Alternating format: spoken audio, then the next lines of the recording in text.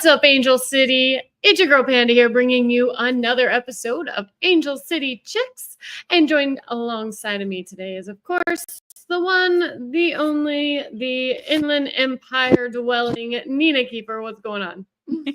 What's up, everybody? Welcome to episode 109. We're super excited to be here with you.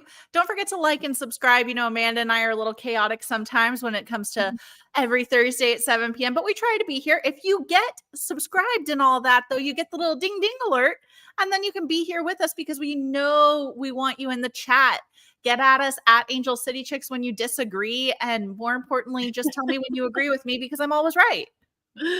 Exactly. Yes. No, we do. We love when you're in the chat. It gives us even more content and things to talk about and banter and different, just different vantage points of things. And, we realize things in the moments as well during those, during the chat sessions. So yes, make sure you are subscribed so you're notified and you can come and join us because, well, we like to talk about all kinds of things. We like to talk about games of the past and games in the future and all the drama happening simultaneously. So that's going to be the case today as well, just so you know. So much drama. A lot of drama. I mean, we've got the continuously unfolding drama of ourselves and the continuously unfolding drama of our SoCal neighbors as well. Going to get into that as well. We'll talk about this past game. We'll talk about playoff implications, what to expect, and then, how we like to just kind of, let you know what's going on around the league as well. So without further ado, Nina. And before we get into the drama, we need we need an exciting moment. KC Fair called up. Yay! Exactly. Yeah. So we like to start off with something positive, kind of warm you up a little bit. But congratulations to her. Unfortunately, we haven't got to see much of her yet. So maybe she'll get to feature for Team Korea and catch up as well. What are they doing? U17s right now, right? Is that what she's on, I believe? Yes, it is. She's our youngest player on our team, despite Kennedy Fuller being kind of, always thrust into the limelight when we talk about, youngins. KC Fair is actually the youngest player on our team. Yep. And, let's get into the drama because people are already putting their commentary on Instagram. Who done it? Oh my gosh, we've got the classic Who Done It, and that is something right in my alley.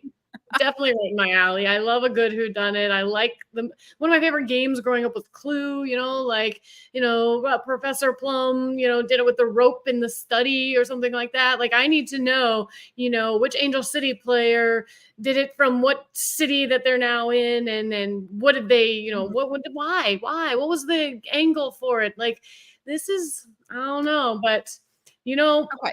You don't know what we're talking about. I feel like this is the most important thing we're ever going to talk about ever. No.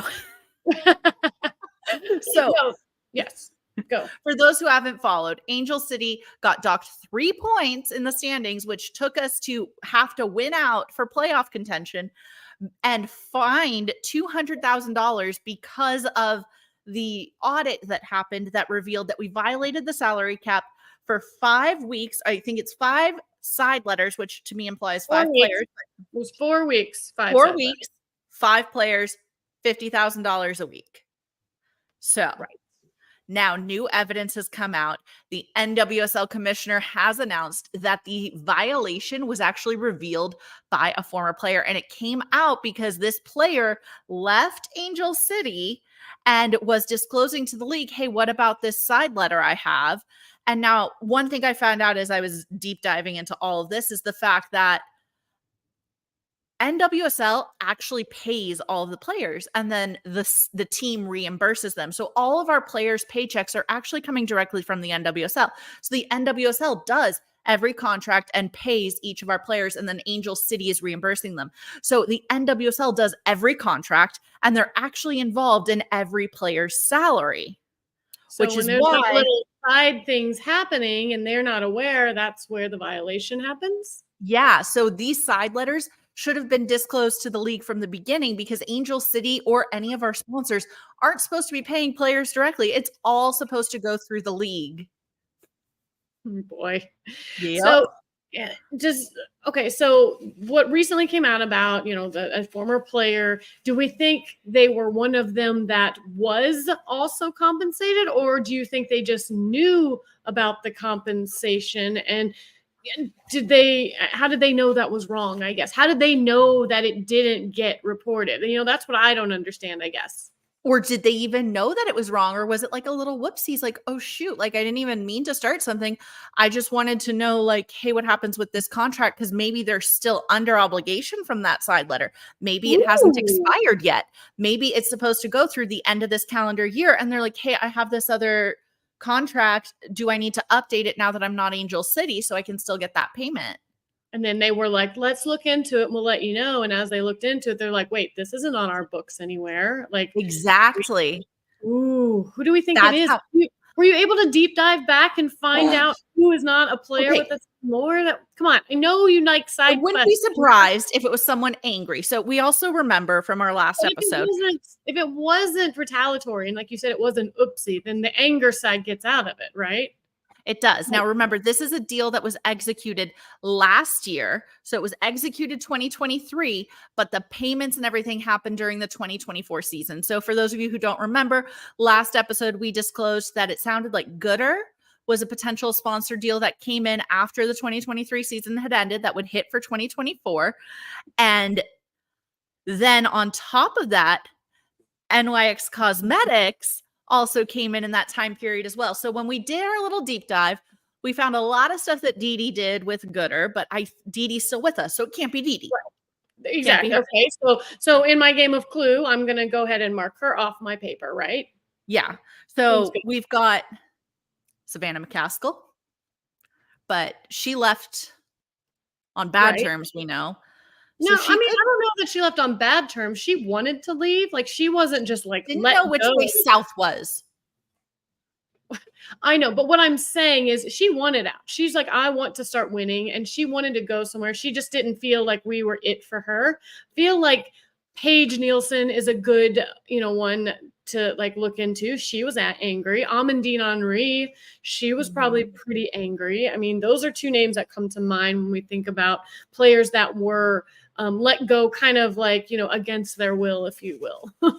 Yeah. So, but I don't know if they've done anything extra. But then I guess we also have to look to like players like, again, thank you, Brian, in the chat, Danny Weatherholt and Simone Charlie. They were also kind of, not resigned. They were able to go. And again, if they weren't mad about it, it was just clearly a slip of the tongue, kind of like, hey, this contract I, had, with Gooder, how do I keep that going? Is it terminated? Like if they were just asking general questions along the way, and it just revealed to them something that they looked into and realized was not correct, then I don't know. I mean, I have so many questions. We got to play this game. I don't think it was malicious. That's what I'm going to put out there. My gut is saying this was not malicious.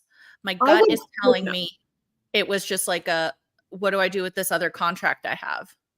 I really hope it's not, because in a league like the NWSL that needs so much support, it needs so much of us to not be divided, than to know that people are capable of going out there and throwing each other under the bus. It's like, that's not a good look for something like this. Like I could see like the NFL, the NBA, the MLB doing stuff like that, because that's not going to rattle the structure of the league. So I don't know. Okay.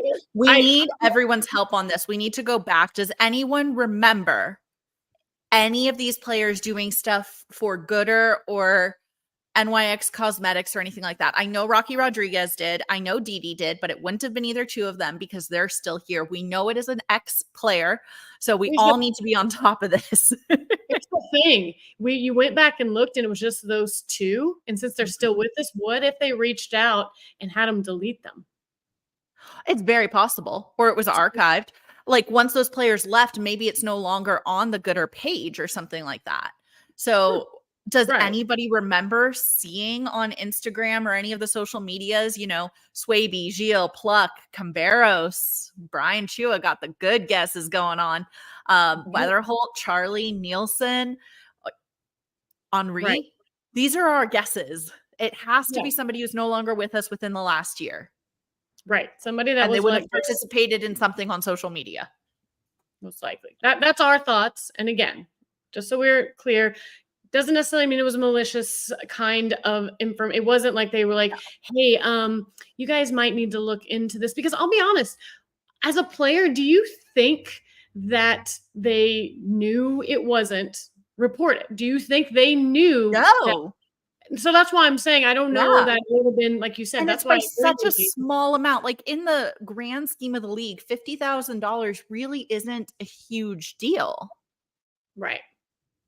So Well, yeah, again, it could be somebody, like you said, I think that maybe, as they were going through their contract and their compensation, because every little bit of it is important to these girls because we know they yeah. don't get paid that much. So $10,000 is important. And if it was one of those things where it got paid, like maybe over time, or maybe it wasn't up front, maybe they were just looking to see if they were going to recoup that. And in the questioning phase of things, we're just learned that this wasn't correct. And again, as a player, I don't know that that because I would think that those players probably were like, I don't think they would have taken something knowingly that it was an under the table thing. I don't know. I don't think they would do that. But either way, I don't know. For the women, it is huge. Each $10,000 payment, if that's how it really was structured, that I is do a huge. lot for $10,000 I right about now. probably make more than these players, and I would $10,000 is huge. So Huge. either way, the saga continues. We'd love everyone's thoughts, and just throw some stuff out there. What you guys think? If you find anything out there that kind of like points in a direction, let us know. We're just curious. I mean, again, it could have been a huge mistake at the end of the day, but We love our sleuthing. either way, I feel like our drama at the end of the day is still not anywhere near what our SoCal rivals drama that they're going through is, which we'll touch on once we get through Angel City stuff, because we know you guys are here for Angel City news and only Angel City news. And then I wanted to talk about it now. I love the drama. No, you come for ACFC, you stay for San Diego drama, okay? So let's just, we're going to table the drama because we actually have some good stuff to talk about this time. We had a great weekend of LA sports all around. I mean, Angel City won, spoiler alert, LAFC won, LA Galaxy won, Orange County Soccer won, and Dodgers won last night. So LA sports, they're feeling it right now in October. So let's go ahead and get into that. That way Nina can spend all her time on the San Diego drama that we will talk about as soon as we get through Angel City's stuff. So you want to go through? We're coming back to that. I see your little hyperlink in our notes. We'll come back to it. I already updated the note and put a note for us to go back to it so I don't forget. Okay, because that's not Angel City news. I know, but it's exciting. It's drama. We got drama. We're gonna do a drama sandwich. Okay. Okay. Drama sandwich. Drama. Angel City news stuff and notes, and then drama. Okay, let's talk about the fun. All right, so let's go ahead and get this started because, like I said, LA had a great week of sports, and I'm so glad that Angel City got to be in that conversation this week because they defeated the Seattle Reign 1-0 on the road on Friday night, following a goal from defender Ime Vignola, and this win is keeping the team's playoff hopes alive heading into the final 3 games of the season. We'll get into all those playoff implications here after this short little recap. So starting off, it was a back and forth start to the match. Angel City started to pick up momentum around the 20-minute mark. Alyssa Thompson, a name we keep naming game after game after game because of her involvement in so many things. She sent a few crosses into the box early on. In the 28th minute, she found forward Messiah Bright at the near post with a cross from the left, but Bright's header missed its mark, unfortunately. But that's okay, right? Oh, we ended up making up for that, but Seattle had their best chance of the half in the 31st minute when forward Zara King sent a long diagonal service to the far right side of the 6-yard box where, Panda, you're going to have to help me out with this one.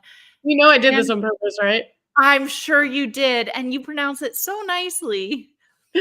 Yes, we're talking about Anna Maria Sonogorchevich, which I had to go to YouTube and listen to her say it a million times because you want to give credit where credit's due and the respect on the name. So Anna Marie Sonogorchevich. It's a hard one. There are a lot of accents, there are a lot of consonants. Either way, she was doing her thing. Yeah, well, she was making a run and she connected with the ball with her head, but fortunately, Angel City keeper Didi Herachich blocked the attempt out for a corner. Thompson had her own attempt in the 33rd minute, this one blocked by a defender for a corner. And then in the 34th minute, that's right, this is back to back to back action for you. The visitors scored the game's lone goal. That would be us for a give and go play between Thompson and Vignola.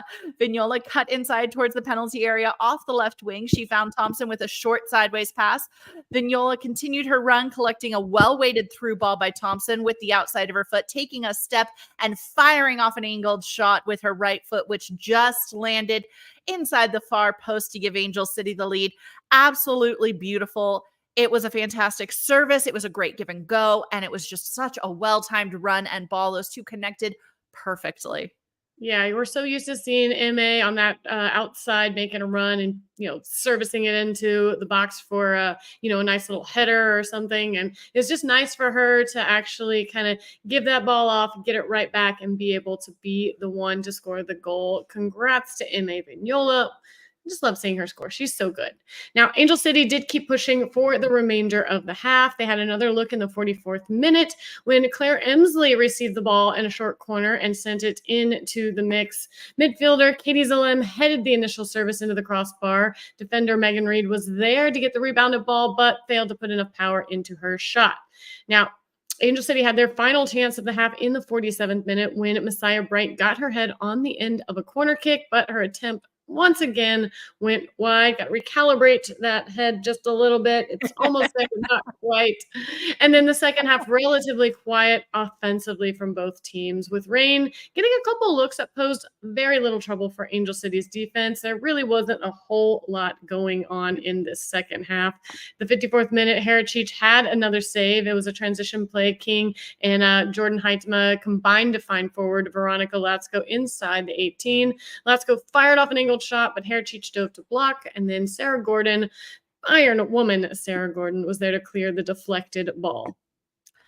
Yeah, gotta love our Iron Woman. Unfortunately, we know she won't get that title again this year, but in the 80th minute, it was Gordon's turn to keep Seattle off the board. I can't do it. I have to try like 50 times. I don't want to butcher this, Panda. Zerna Gorshevich. Anna Maria ran onto a short through ball from Hoytema on the right side of the 18, turning to send the ball into the 6-yard box with a single touch where Gordon blocked it for a corner kick before it could land in the run of an onrushing attacker. Whew. Sigh of relief. Yeah, tonight. It wasn't tonight. It was Saturday night. I gotta fix my notes. I always forget that. Friday night, this scoring streak was extended for Angel City to 8 games with a total of 12 goals across the span. Nina, go over these stats. They're not really like, they're not fantastic. They're really not. They're very mediocre and casual, but the top line is what I care about. We won. The end. Move on.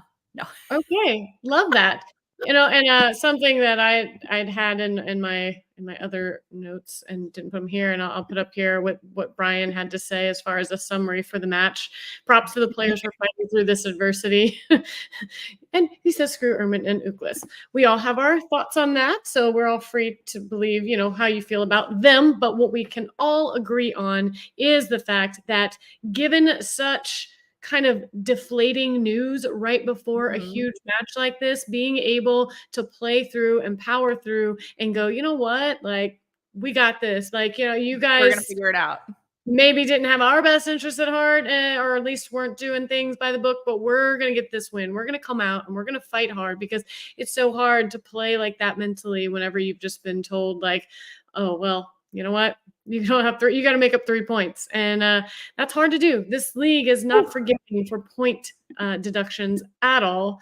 And, speaking of points, let's kind of go over that. Let's go over the league standings, because the funny thing is, if you pull up the league standings last week before the 3-point deduction, it looks exactly like this almost, aside from the very top and the bottom, that middle section where it matters, exactly the same. We had 22 points. San Diego Wave had 22. Louisville had 25. Bay had 28. And Portland had 28 because all those teams that above us that kind of are, vying for those final spots, they lost. And guess what we did? We won. Exactly. What are your thoughts on this? And also, when it comes to league standings, when I look at this, is it goal differential that is the deciding factor?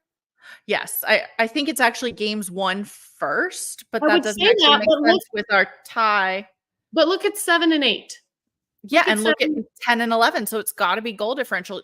Normally, it would go to number of games won, but I guess we're going with goal differential first. Yeah, Brian is agreeing. It is goal differential. That is the first one. So unfortunately, with a -10 goal differential and San Diego Wave having a -8 goal differential, they're going to be above us on the table here. So very interesting to see that this is how it's going.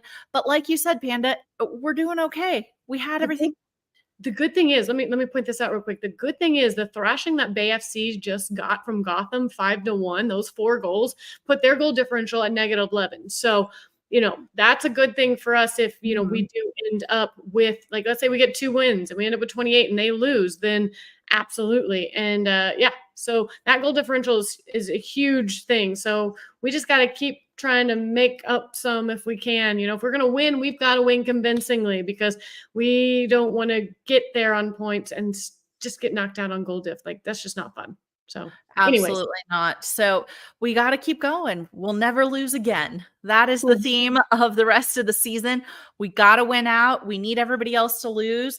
And here it comes. Our next game is going to be Saturday, October 12th. We are going to Courage.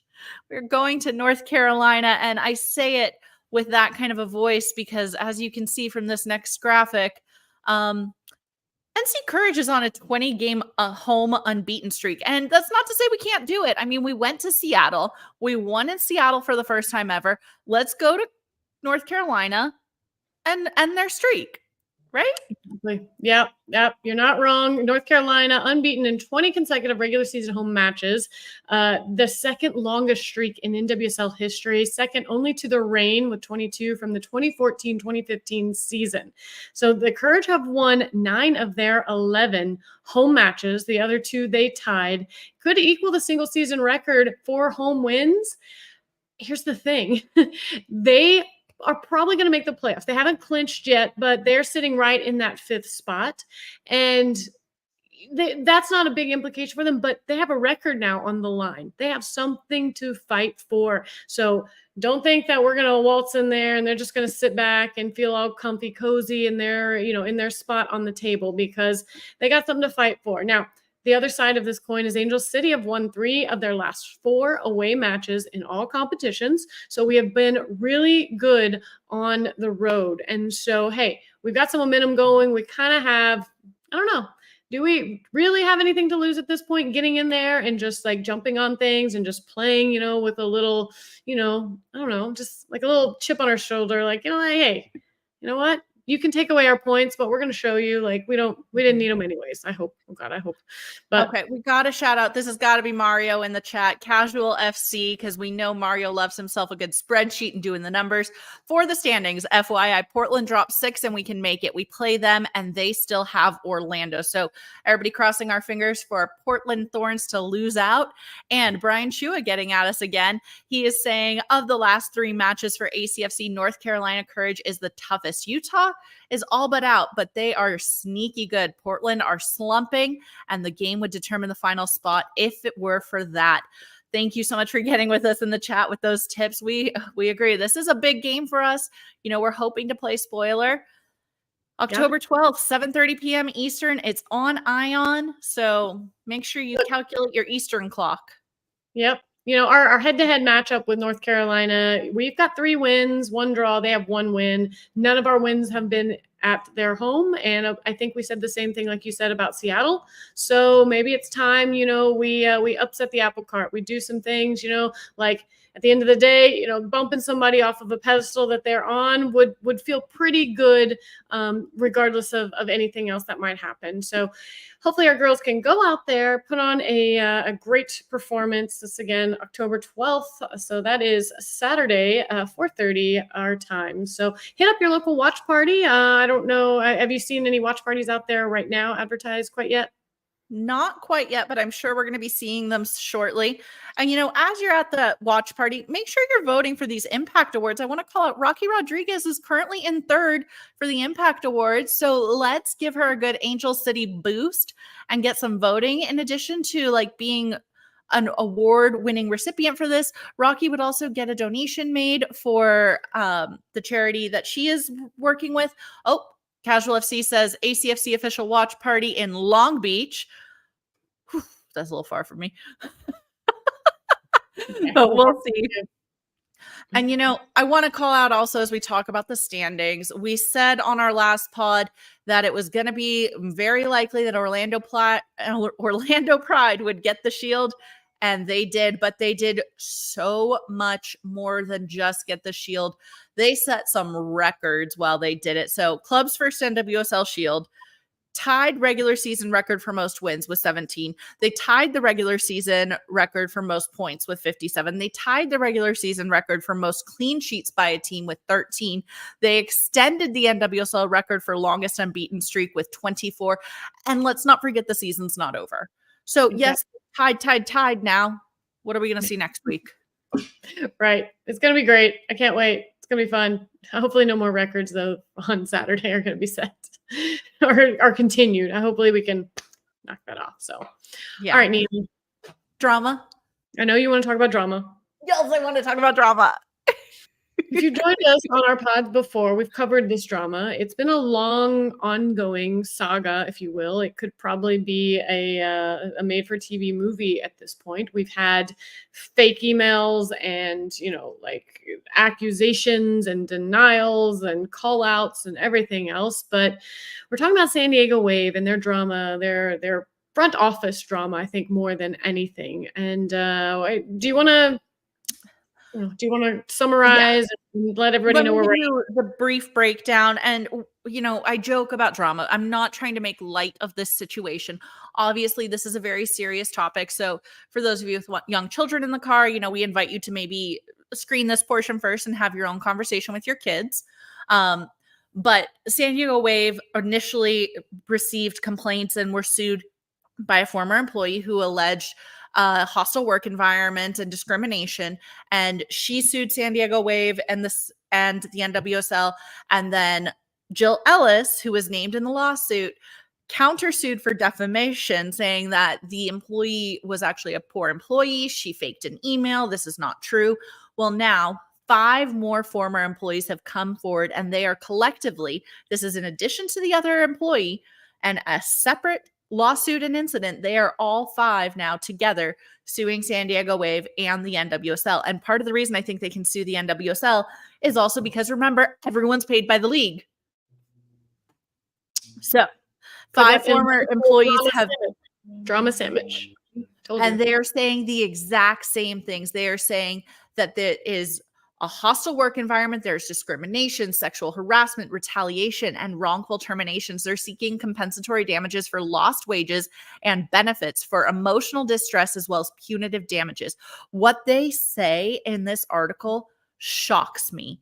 And what that comes down to is the NWSL says, oh, well, you only said it was assault, not sexual assault. So they weren't using the correct terminology when they were reporting in order to spark an investigation or to spark the correct actions to be taken by the league or the team. And I totally agree with what I read where, you know, it's not up to the person who is being abused or is being harmed to use the magical words to make it like okay for you to investigate. You know, read between the lines. If somebody says they're being assaulted at work, that should be good enough. And what the team actually ended up doing, I guess, was sending them a workers' comp claim. That's not it. That's not it. A workers' comp claim. You're like, oh, you were assaulted? Fill out this workers' comp information. That's not it. Boy. Yeah. that's all going to be very interesting. I'd be interesting if former coach Casey Stoney ever pokes her little head in all this and is like, you know what, I'm not there anymore. Like I've got something to say. Well, I mean, if I was her, I'd be shooting for immunity and I'd go out there and say my truth. Yeah. So it's very interesting. This all, of course, coming on the back of the Sally Yates investigation that took years and identified the fact that there was systemic abuse going on within the NWSL. There's a lot here. Where there's smoke, there's fire. I'm sorry. And maybe these are angry employees, but I'd be angry too if somebody was abusing me and molesting me at work. What do you think after everything they went through over the last 5-10 years with everything they investigated, the second they heard any kind of like embers burning when it's in regards to like workplace misconduct, that they wouldn't jump all over that, like not like be like almost hyper vigilant about making sure that they take care of this, since we went through this once. I mean, we need people to take it seriously, because look what happened when they didn't the first time. So it's a very low bar to provide employees with a place to come into work where they feel respected and safe. It's a low bar. So, part of me is hoping it's not true, but at this point I have my doubts. I do feel like there's something there, and my prayers and thoughts go out to the girls, or the people, I should say, we don't actually know, to the people that are stepping forward. That's a very brave thing to do. And, I just hope that this can bring them some peace. Yeah. I mean, I know you hope it's not true on the other end of that, though. I mean, I hope they're not lying either. Like that's almost more detrimental at the end of it for people to bring up false claims like this, based on everything that they've seen. So, either way, another, like we said, saga continues. Our drama doesn't seem near as crazy as that. So hopefully ours isn't a long-term effect. We can get past it. Theirs seems like they're gonna be having to do a little damage control for a little bit longer. But anyways, let's talk about the good things that are happening around the league. Every year we talk about this. Every year we have one person from each team that is nominated for the Lauren Holiday Impact Award. And that's somebody who's doing community service, who's good in their community, who's providing things out into the community that, maybe, I think it was Carrie Riccaro, like the one year she was here with her podcast and like dealing with that and mental health and stuff. So if you look at this slide, we've got the top 5 voting leaders currently. We've got number 1, Bay FC's Jen Beadle. Is it right? Beatty? Sorry. I can't. Is that an L or an I? I thought it was Beatty. That's why I need a mouse though, so that way I can click it and make it bigger. See, y'all missed out. You know how we used to do the fluff? I think we might need to fluff today. Amanda was giving me a hard time about my mouse. Yeah.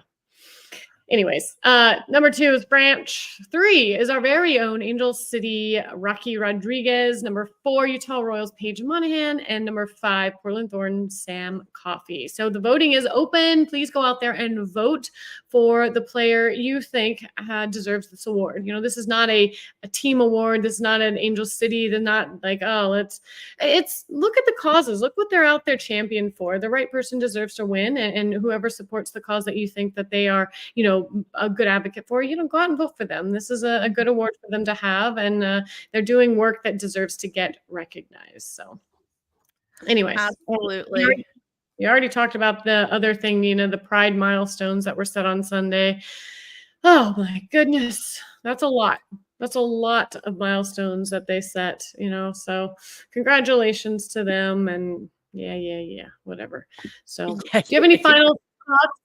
Do you want to do you want to here? I'll address this last comment since Brian's been so good in the chat. How we talk about our drama is not bad. No, it's not. It's something we can overcome, but that doesn't mean that we don't need an overhaul in some way. I think things up top in the front office have been a little unsteady for a while. We've known that there's been some some tensions rising and everything. And I know that this doesn't help that at all. And if Right. that's not good, I don't know how you can translate that to a team to be cohesive and, and have the bonds they need. So, it's just like, any relationship, all parts of it have to be strong for it to be effective. And so I don't disagree. So the season, once it comes to an end, I'm sure we will, I'm sure we'll have some fun news to talk about in the off season.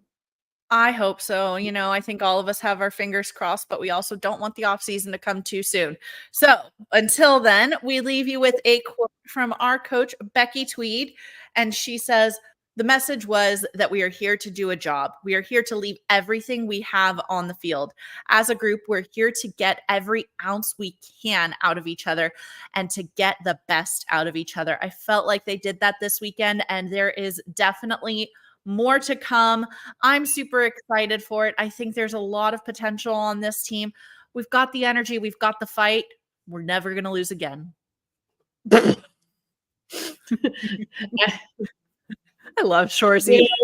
I love Shorzy. If you haven't seen Shorzy and you just like fun, dumb, like sports like shows, Shorzy is a great one, and you'll know why we keep saying that. Not because we think we'll never lose again. Maybe we probably will at some point, but either way, that's all I've got for tonight. Thank you for everybody in the chat. You're amazing. We enjoy you always being here and adding some much needed seasoning and flavor to our already full plate of things that we are presenting to you. So anyways, hopefully we can, have some good news to report on our next week's pod. Hit us up on all the socials. You have any questions, comments, concerns, or just want to voice your opinion, we'll be there to listen. And until then, I think it's time that we do what we like to do. Are you ready, Nina? Yeah. Good, because we're going.